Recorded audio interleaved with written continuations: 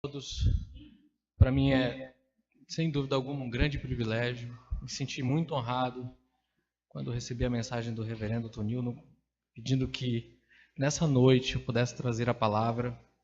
Tenho profunda admiração pela sua vida, pelo seu ministério, e digo isso sempre a ele pessoalmente, em nossas reuniões de presbitério, pelo serviço que ele certamente prestou ao Senhor, pelo homem íntegro que tem sido durante todos esses anos, e o servo que batalhou de maneira fiel pelo Evangelho e que agora, celebra 70 anos de vida. Ele falou 38 anos de ministério porque em 2015 recebeu a jubilação.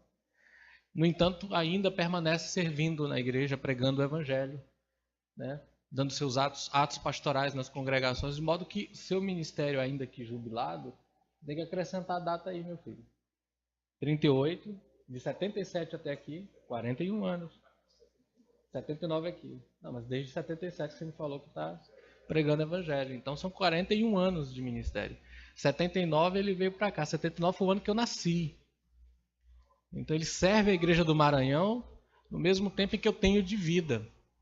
E isso, assim, é um privilégio estar aqui, diante dos irmãos para pregar a palavra de Deus, com pastores experientes que temos aqui, com mais tempo do que eu. Reverendo Antônio também, 33 anos de ministério, não é isso? 33 anos de ministério. É uma honra e, ao mesmo tempo, um desafio grande. Eu queria convidá-los a abrir a palavra do Senhor na segunda carta de Timóteo, capítulo 4. Nós vamos ler os versos 6 a 8. E nós vamos ler as palavras também de um pastor idoso, mas que numa situação muito diferente da do nosso colega, do nosso querido pastor. Dá aqui as suas últimas palavras registradas, 2 Timóteo 4, de 6 a 8. Eis o que diz a palavra. Vamos ficar em pé para lermos juntos esse texto. 2 Timóteo 4, de 6 a 8. Quanto a mim, já estou sendo oferecido por libação, e o tempo da minha partida chegou. Combati o bom combate, completei a carreira, guardei a fé. Desde agora me está guardada a coroa da justiça, que o Senhor, reto juiz, me dará naquele dia, e não somente a mim, mas também a todos os que amam a sua vinda.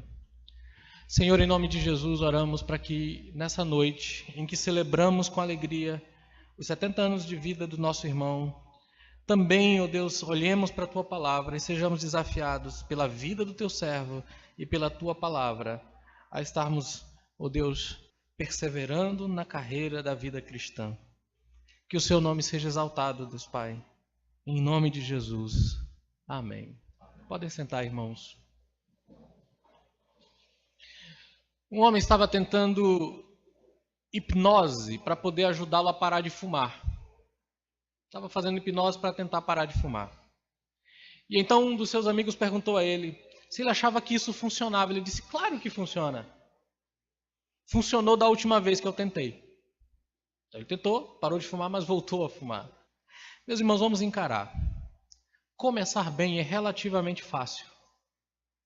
Mas encerrar a vida de ministério como a do nosso irmão é uma questão muito diferente. Começar, por exemplo, uma nova dieta ou programas de exercícios é divertido, mas a realização ao longo de um longo período de tempo é verdadeiramente um teste para nós. Quantos de nós já não tentaram e desistiram no meio do caminho? Casar é relativamente fácil e até alegre. Eu vim da celebração de um casamento agora à tarde. Todos estão felizes. Mas permanecer casado em meio a lutas, ajustes, provações e provocações nem sempre é fácil. O mesmo acontece, meus irmãos, com a vida cristã. Tornar-se cristão é relativamente fácil. Você reconhece que Deus é soberano, você reconhece que você é um pecador e você recebe pela fé a dádiva gratuita da vida eterna que Cristo proveu pelo seu sangue derramado. Você não trabalha para a salvação.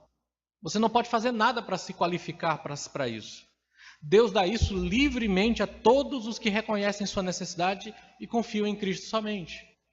Mas então vem a parte difícil. Pairando ali perto do cristão, há um mundo hostil a Deus e ao seu povo.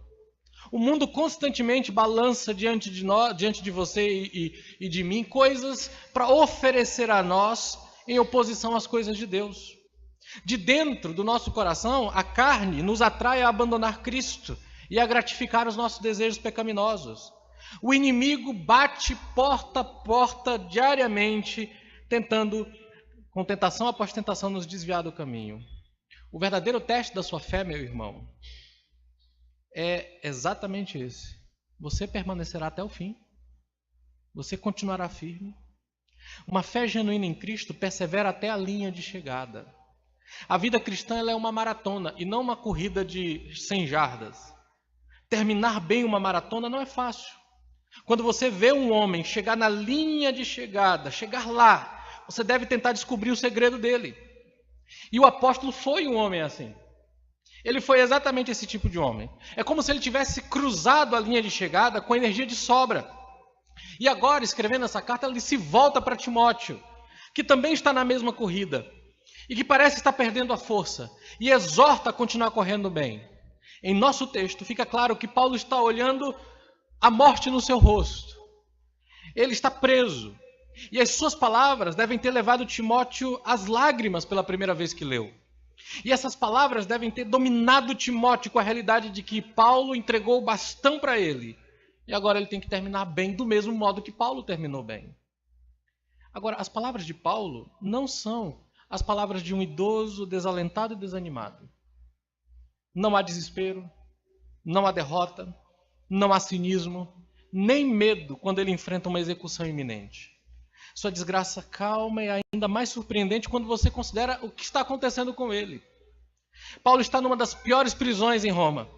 Até mesmo o pior de nossas prisões hoje, em comparação à prisão em que Paulo estava, seria como o Hotel Pestana aqui de São Luís. A cela de Paulo era uma masmorra, escura, úmida, que só podia ser alcançada por uma corda ou por uma escada em um buraco no andar de cima. Não havia janelas, luzes, banheiro, mobília, nem água corrente. Quando Paulo se sentou no chão duro, na escuridão fria, suportando o odor da própria urina e, evidentemente, do cheiro terrível dos seus próprios excrementos, as circunstâncias externas não eram animadoras. Muitos pareciam estar se afastando do velho apóstolo. Alguns haviam abandonado a fé, seguindo falsos mestres. Paulo havia trabalhado duro durante os últimos 30 anos ou mais para pregar o evangelho em todo o Império Romano. Mas nesse momento, ele estava numa minúscula cela. E o cristianismo nada mais era do que uma pequena seita espalhada aqui e ali. Paulo não era um apóstolo famoso. Ele não está em programas de entrevistas de TV. Ele não está autografando o seu último livro. Ele não tem convites vindos de todo mundo para ele pregar. Ele está preso.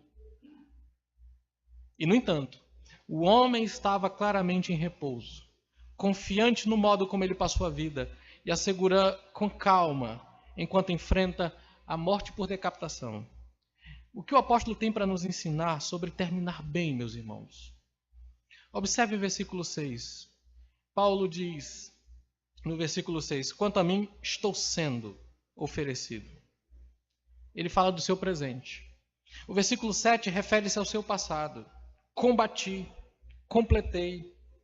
E no verso 8, ele fala do seu futuro. Ele diz, desde agora está me guardada a coroa da justiça. O nosso querido pastor não está aqui, celebra 70 anos, não está diante da morte. Ele também não está numa cela escura, está celebrando os seus 70 anos com vocês. Mas do mesmo modo que Paulo, ele pode dizer que combateu o bom combate, completou a carreira, guardou a fé. E que agora aguarda o dia de se encontrar com o seu Senhor e receber a coroa. Tanto Paulo quanto o pastor Altonildo têm muito a nos ensinar sobre como terminar bem na vida cristã. Para terminar bem, meus irmãos, você e eu precisamos manter o foco que Paulo tinha e que o nosso querido pastor certamente tem. O foco do presente, do passado e do futuro. Vamos olhar o presente, verso 6. Olhe para a sua Bíblia. 3 palavras-chave aqui ajudarão a terminar bem. Reprodução, sacrifício, partida. Primeiro, Paulo diz que pôde terminar bem porque ele tinha outras pessoas aqui que ele confiou. No texto grego, o verso 6 começa com o pronome enfático eu, que contrasta com o verso 5, quando ele diz você, mas você seja sóbrio. E há uma conexão aqui. O fluxo do pensamento é: Timóteo, você deve pregar a palavra, mesmo em face à oposição, porque eu estou prestes a morrer. Eu estou te entregando a tocha para você carregar. Veja, a situação de Paulo não é fácil. Morrer é mais fácil para Paulo quando ele entende que ele está deixando para trás várias pessoas que podem continuar com Cristo por causa da sua influência. E cada um de nós precisa se perguntar, meus irmãos, eu estou trabalhando nessa tarefa? Eu estou falando aqui de obedecer à grande comissão de Jesus, de fazer discípulos de outras pessoas para Cristo. E essa comissão aplica-se a todo cristão em algum nível. E se você conhece Cristo como Salvador e está andando com Ele, então Ele o chama para fazer discípulos de outras pessoas para Cristo também. E você pode começar na sua casa. Todo pai cristão deve estar empreendendo uma campanha total para treinar seus filhos a conhecer Cristo e andar com Ele. Isso não acontece por acaso. Começa dando exemplo. Você deve andar com Cristo se quiser transmitir isso aos seus filhos. Além disso, os pais devem ler a Bíblia, orar em família. Vocês devem se certificar de que sua família se reúna com o povo do Senhor no dia do Senhor para adoração e ensino. Você fala abertamente na casa sobre coisas espirituais. Você aplica a palavra de Deus quando existem tensões ou provações. Lá na sua casa, você está compartilhando o Evangelho. Além da sua família, você deve ter uma visão para se reproduzir na vida dos outros. Homens piedosos deveriam estar entregando a fé aos homens mais jovens do que eles. Mulheres piedosas devem ensinar às mulheres mais jovens as coisas de Deus.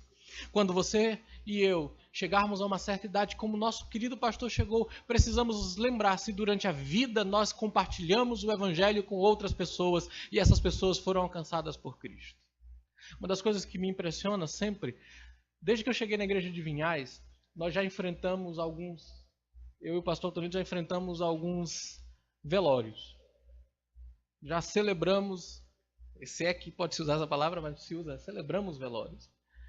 E quando a gente passa a palavra para o pastor, é incrível, e me impressiona sempre como ele não tem nenhuma dificuldade de dizer às pessoas presentes que elas estão perdidas sem Jesus Cristo e que elas se arrependam e entreguem a vida ao Senhor. Sempre foi, nos encontros que tivemos, uma das coisas que me impressionava. Falar de Jesus para que outras pessoas sejam alcançadas. Ele fez isso em seu ministério. Mas isso deve ser feito por mim e por você. Nós temos feito isso. Sacrifício. Paulo poderia terminar bem porque ele via a sua vida como uma oferta a Deus. Ele diz assim: estou sendo oferecido por libação. Paulo viu sua execução não como uma tragédia cruel, ou como um tratamento injusto, em vista de muitos anos de serviço dedicado. Ele não está aqui frustrado, dizendo: por que Deus me botou na prisão depois de tudo que eu fiz por ele? Em vez disso, ele viu isso como uma oferta culminante de uma vida sacrificial. Depois que o cordeiro do sacrifício foi colocado no altar, e pouco antes de ser aceso a chama, o sacerdote derrama sobre ele 1 litro de vinho. Isso está lá em Números 28, verso 7. Foi o sacrifício final derramado sobre o sacrifício que já estava lá. O cordeiro imolado em favor dos pecadores e então uma libação, um vinho derramado sobre o sacrifício. Foi assim que Paulo viu sua própria vida e a sua própria morte. Toda a sua vida foi um sacrifício vivo apresentado a Deus. Agora, seus últimos dias e seus últimos momentos seriam uma oferta de bebida em cima desse sacrifício ao Senhor. Isso significa, irmãos, que você e eu precisamos ver toda a nossa vida como um ato de adoração sacrificial a Deus. Como Paulo colocou em Romanos 12:1, quando diz que nós devemos oferecer os nossos corpos em sacrifício vivo, santo e agradável a Deus, que é o nosso culto racional. Nós não devemos servir a Cristo para obter elogios, para obter aclamações dos outros. Você serve a Cristo como um ato de adoração para Ele. Se os outros se afastarem de você, ou falar mal de você, como eles estavam fazendo com relação a Paulo, ou se sua recompensa terrena por uma vida inteira de serviço dedicado for a morte, tudo bem, porque toda a sua vida foi uma oferta a Deus. Isso também significa, meu querido, que você deve se ver, você que se você se vê como indispensável no serviço de Deus, você precisa rever isso. Aqui está o grande apóstolo dos gentios.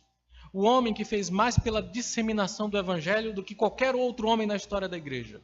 Sua influência foi incalculável. No entanto, ele poderia terminar bem porque se considerava dispensável, uma oferta de bebida.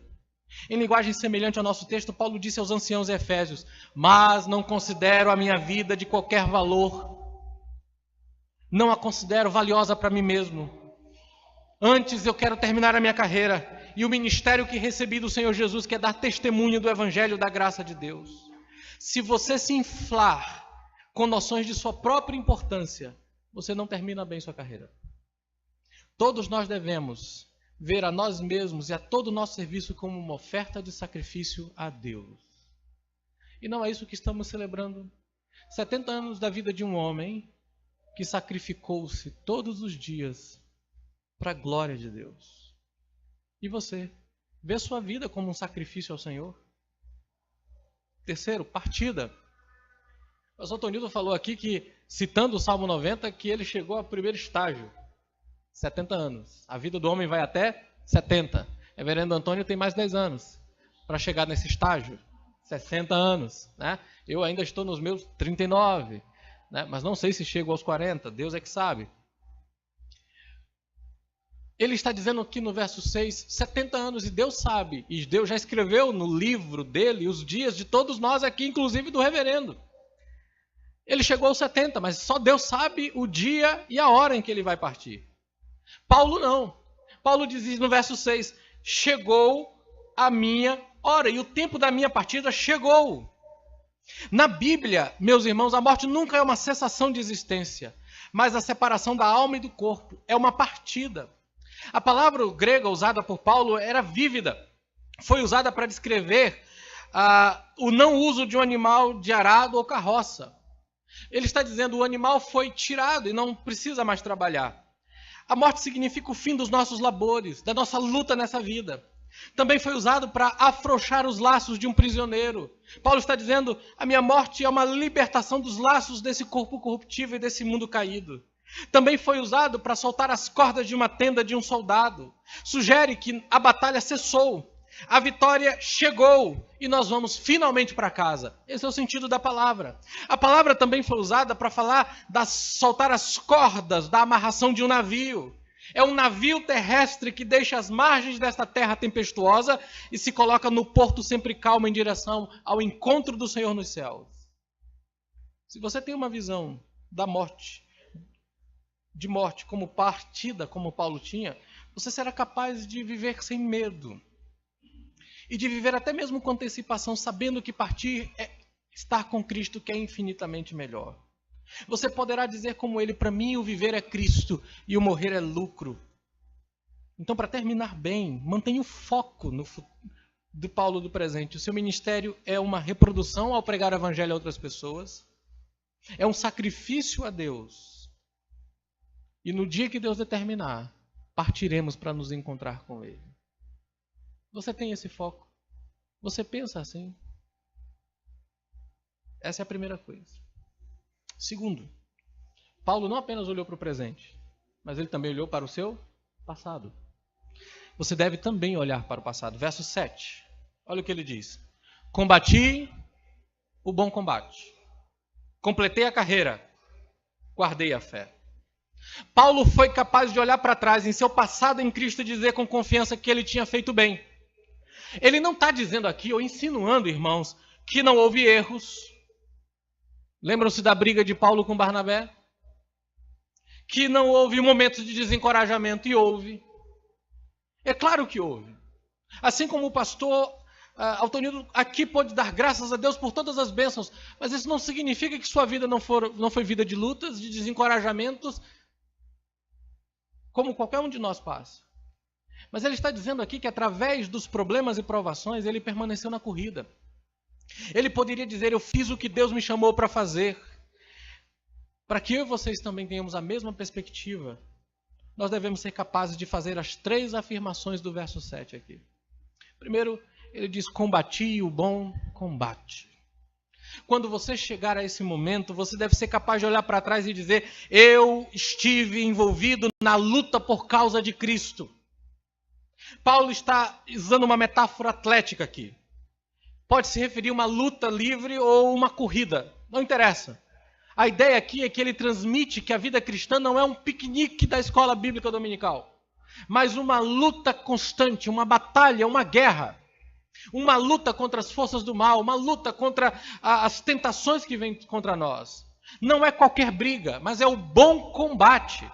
A luta do Evangelho de Jesus Cristo para a glória de Deus e para a salvação das almas dos perdidos. E eu pergunto, você pode dizer: eu estou realmente envolvido na luta pela causa de Cristo? Deixe-me ajudá-lo a responder essa pergunta. Você não pode dizer se você está vivendo principalmente, se você está combatendo o bom combate, se você está vivendo principalmente para o seu próprio conforto e riqueza, gastando o seu tempo e dinheiro em sua busca do sonho, da felicidade, principalmente do povo da classe média, né? Ter minha casa, ter meu carro, minha vida tranquila, nenhum problema, e vindo à igreja no domingo para ouvir um belo sermão e me sentir bem comigo mesmo. Você pode frequentar a igreja toda semana. Você pode professar conhecer a Cristo como seu Salvador. Mas se o seu propósito na vida é ser tão confortável e rico quanto você puder, então você não está buscando em primeiro lugar o reino de Deus e a sua justiça. Você não está envolvido na luta pela causa de Cristo. Se por outro lado você vive com o propósito de edificar o corpo de Cristo e de estender o seu reino através de seus esforços, do seu tempo, do seu dinheiro, de acordo com os dons e as oportunidades que Deus dá a você, então você está envolvido nessa luta. Você pode não ser um pregador do Evangelho, um missionário no campo, mas você serve a Deus com tudo aquilo que Ele dá para você servir. Quantos crentes não estão nesse combate? Parecem estar num passeio. E num passeio onde existem poucos que trabalham e muitos que criticam. Se você quer saber o que é uma vida cristã, ela é um combate. E você deve estar envolvido nisso. Que coisa gratificante é chegar a 70 anos, como nosso querido pastor, olhar para trás e dizer: eu estive envolvido nessa grande luta pela causa de Jesus Cristo. Eu combati o bom combate. Eu quero combater o bom combate. Eu vou combater o bom combate. Ele diz: eu completei a carreira. Ele diz: eu não desisti da corrida. Paulo está se referindo aqui a uma longa corrida. A palavra maratona vem de um lugar geográfico onde a batalha decisiva ocorreu entre Grécia e a Pérsia em 490 anos antes de Cristo. Se os persas tivessem vencido, a história mundial teria sido muito diferente. As glórias da Grécia Antiga talvez não teriam acontecido. A lenda é que, após a batalha, um soldado grego correu a distância de Maratona para Atenas, mais ou menos 21 a 25 milhas, dependendo da rota. 1000 milhas. E ele foi para dar a notícia da vitória. E quando finalmente chega na cidade e declara a vitória, ele cai morto. Com base nessa lenda, a moderna maratona começou exatamente em Maratona e Atenas nas Olimpíadas de 1896 e foi ampliada para os atuais 26,2 quilômetros nos Jogos Olímpicos de 1908. Todos nós conhecemos a imagem de um atleta correndo uma maratona. Todos nós conhecemos aqueles que começam a maratona com vigor, mas que já nos últimos momentos já transpiram e demonstram um certo cansaço. Paulo está dizendo: a vida cristã é isso aqui. Uma corrida como essa. Todos nós conhecemos aqueles que começam a vida cristã com um fluir de atividade e de entusiasmo. Todos os dias, cultos, pregação do Evangelho, vigílias, retiros, todo mundo envolvido. Talvez eles tenham ido ao ministério em tempo integral, mas quando as provações e decepções chegam, eles desistiram. Às vezes nós precisamos dar um tempo no serviço para sermos renovados, para sermos restaurados, mas então precisamos voltar para a corrida. É claro que nunca devemos dar um tempo no andar com o Senhor. Eu nunca corri uma maratona, mas sei que não existe uma maratona fácil. Nós precisamos tirar da cabeça que a vida cristã é toda glória e felicidade sem esforço nenhum, irmãos. Há alegria, mas há muitas provações que exigem perseverança.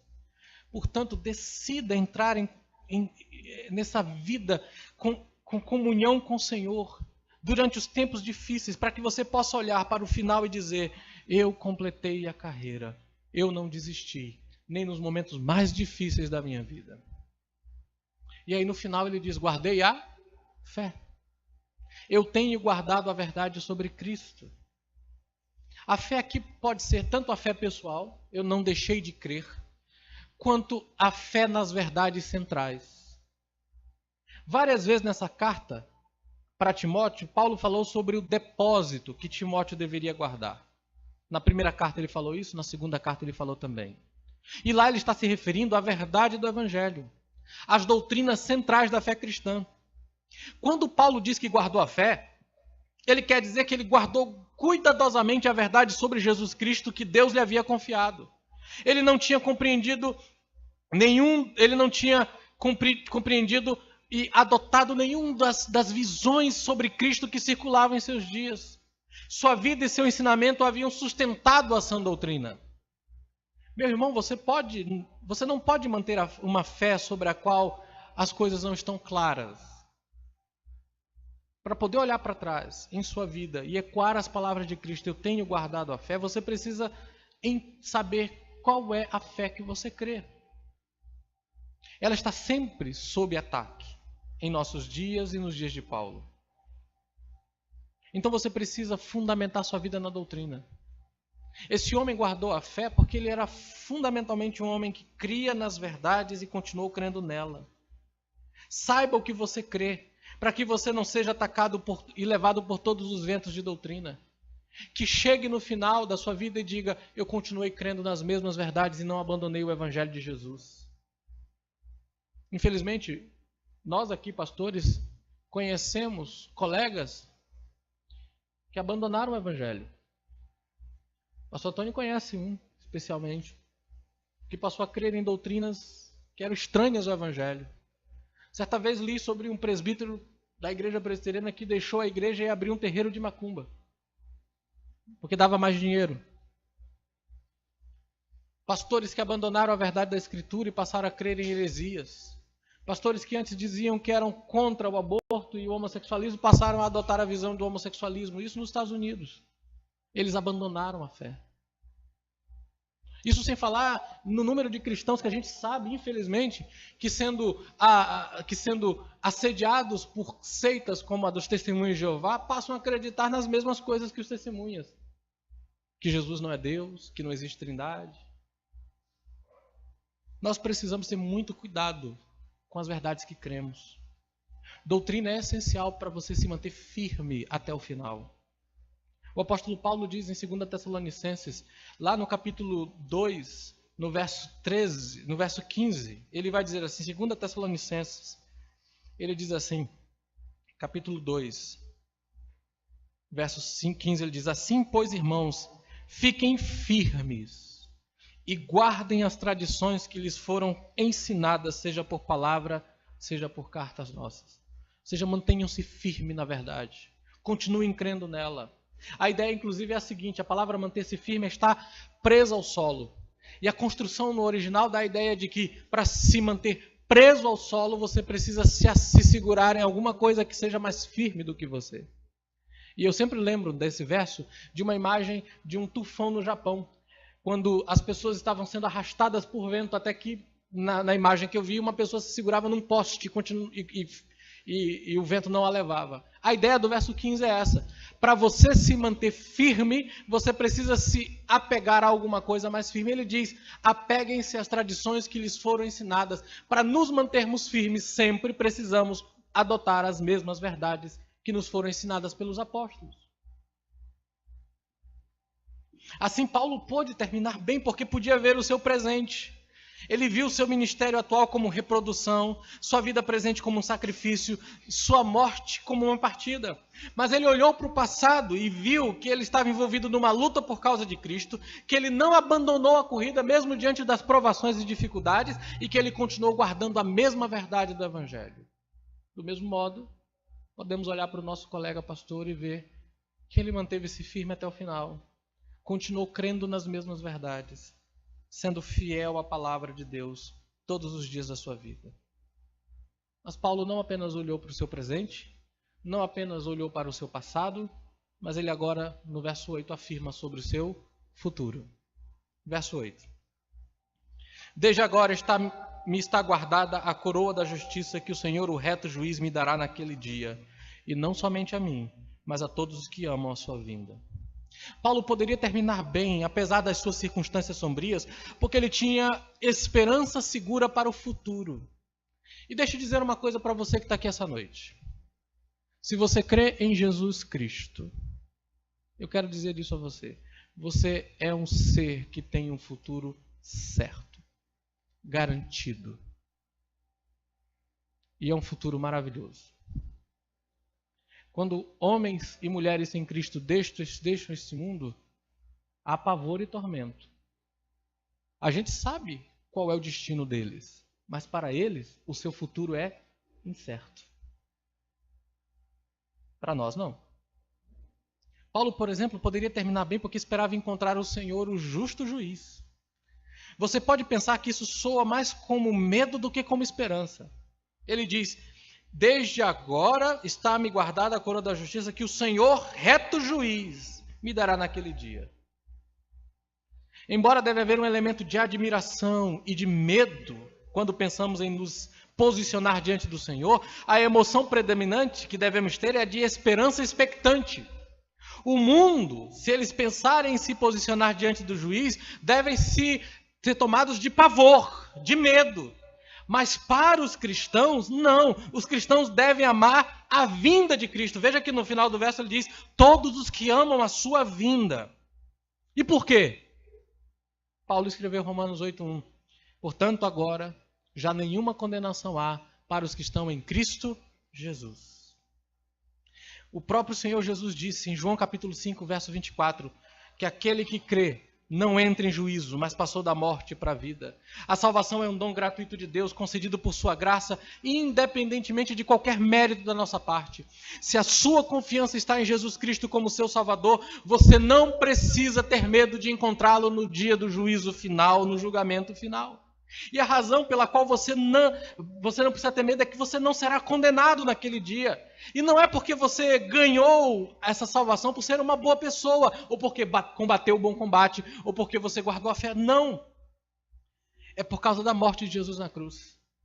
Jesus satisfez a perfeita justiça de Deus. Quando você confiou em Cristo, Deus colocou a justiça de Cristo em você, na sua conta, e considerou como se você tivesse vivido a vida perfeita que Jesus viveu, e todos os seus pecados foram perdoados. Essa esperança de encontrar o Senhor, o justo juiz, que nos receberá no céu com base em sua perfeita justiça, deve nos ajudar a conduzir nossa vida em perseverança. Eu vou me encontrar com Ele. O meu juiz é o meu Salvador. Eu vou me encontrar com Ele. Paulo pôde terminar bem porque ele viveu em função daquele dia. Veja que ele diz: o Senhor, reto juiz, me dará naquele dia. A coroa da justiça me será dada naquele dia. É difícil interpretar o que Paulo quer dizer com a coroa da justiça. Essa é uma recompensa especial dada apenas a alguns crentes que viveram especialmente vidas justas, e não para todo crente, só para os super crentes que viveram bem. Ou é uma recompensa da justiça eterna que todos os crentes que já foram justificados pela fé receberão? Meus queridos, em favor da visão de que é uma recompensa especial, é que a palavra coroa se refere à coroa que foi dada ao vencedor nos jogos. Nem todos receberam essa coroa, mas apenas aqueles que venceram. A Bíblia ensina que, embora a salvação seja uma dádiva gratuita, Deus nos recompensará com base no serviço que prestamos a Ele. E essas recompensas serão diferentes entre crentes. Alguns terão seus trabalhos queimados, porque eles não foram fundamentados em Cristo, mas serão salvos ainda que como se fosse pelo fogo. 1 Coríntios 3, de 10 a 15. Mas outros receberão as recompensas das suas obras. Então alguns entendem que isso essa coroa da justiça significa uma recompensa especial àqueles que se mantiveram fiéis até o final.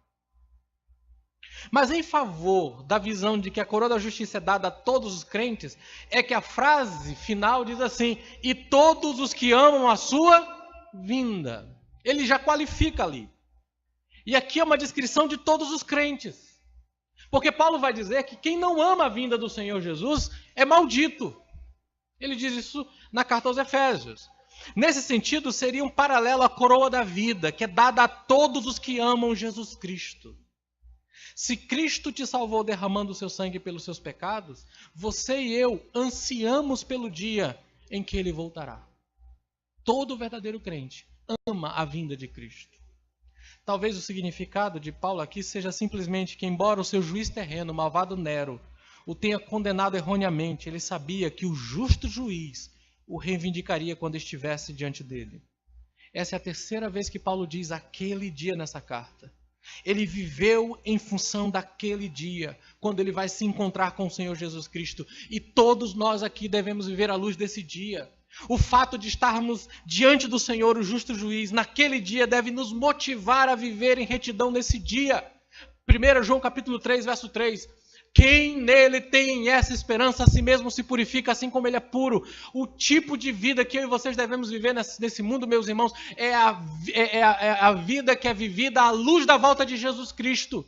Nós devemos pensar nisso todos os dias, ansiar por isso todos os dias. A expectativa de encontrá-lo, de estar na presença dele, a expectativa de enfrentar o seu juízo e receber a sua salvação, deve determinar o modo como nós vivemos. Você e eu precisamos pensar nisso o tempo inteiro. Eu li de um jornalista que estava encarregado de obituários. Aqueles avisos da morte de alguém. Um dia, quando ele não teve nenhuma morte para registrar, ele colocou uma folha de papel em branco em sua máquina de escrever e escreveu o seu próprio nome no topo. Então ele se viu escrevendo o seu próprio obituário. E disse: eu tenho sido um bom marido, um bom pai. Eu contribuí para várias causas dignas, eu deixei uma reputação de integridade absoluta. Meus amigos são muitos. Quando ele terminou a página, ele já havia se comprometido com a tarefa de cumprir, de escrever seu próprio obituário, ou de cumprir o seu próprio obituário. Ele terminou, e diz: aqui está meu obituário. Agora eu preciso morrer para cumprir o obituário. A ideia é, vocês e eu, estamos numa corrida e numa batalha. Para vivermos bem essa vida cristã, precisamos viver à luz da volta de Cristo e do dia que vamos encontrar-nos com Ele. Nós somos um povo de uma era que não gosta de pensar nisso. Vamos lá. Qual foi a última música evangélica de sucesso que fala da volta de Cristo? Me diga uma.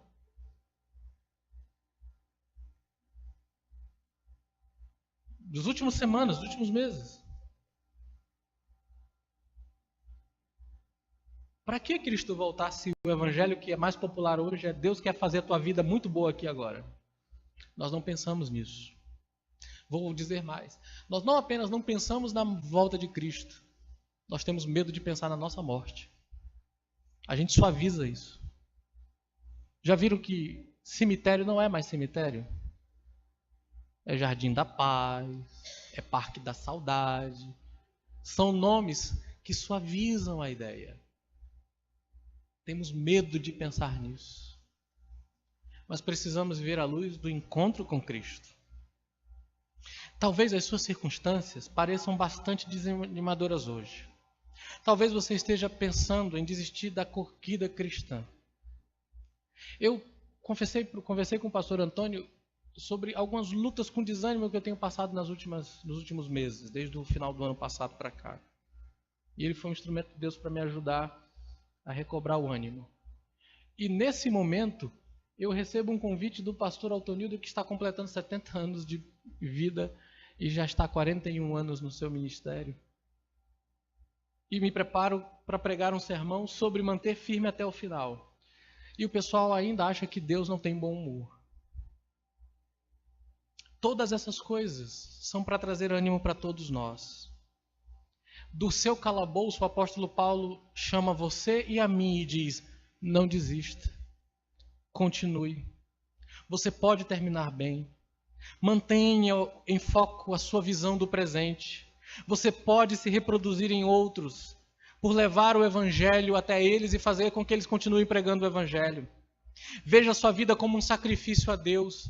Muita gente não vê sua vida como algo que é oferecido a Deus o tempo inteiro e perdem tempo na sua vida. Veja que a sua vida terá um fim. 70, muito 80, enfado, mas todos nós deixaremos esse mundo. Mas se você está em Cristo, é uma partida para encontrar-se com Ele. Mantenha o seu foco de visão no passado, para que um dia você veja o seu passado e diga: eu fiquei firme até o final. Você será capaz de olhar para trás e dizer que se envolveu na luta por causa de Cristo, que você não desistiu da corrida, que você guardou a verdade do Evangelho e se manteve firme até o final. Mas mantenha também o foco no futuro, meu querido.